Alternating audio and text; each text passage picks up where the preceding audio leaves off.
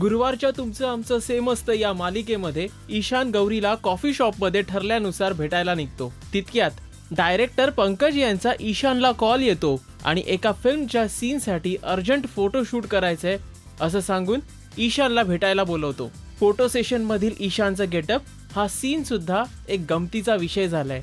Session complete झाल्यावर ईशानला गौरीला भेटायला उशीर होत असल्याचं लक्षात येतं. गौरी स्कूटर पार्क करत असताना तिचे कपडे आणि चेहरा ट्रकनी उडवलेल्या चिखलात माखल्याचं आणि ईशाननी चेहऱ्याला मेकअपसाठी लावलेला काळा रंग हे पाहून दोघंही पोट धरून हसू लागतात. कॉफी शॉपमध्ये ईशान आपल्या भूमिकेविषयी गौरी सोबत बऱ्याच वेळ चर्चा करतो. गौरी सुद्धा उत्तम प्रकारे ईशानला त्याच्या फिल्म मधील कॅरेक्टर विषयी समजावून सांगते. गौरीला उशीर होत असल्याच्या कारणावरून तिची आई प्रचंड अस्वस्थ असते, पण गौरीचे वडील गौरीच्या आईला निश्चिंत राहण्याचा सल्ला देतात. आता तरी ईशान आणि गौरी अभ्यासासाठी कॉफी शॉप मध्ये भेटलेत. आता पुढे पाहायचंय की मैत्रीच्या पुढच्या पर्वाची सुरुवात कधी आणि कशा प्रकारे होईल.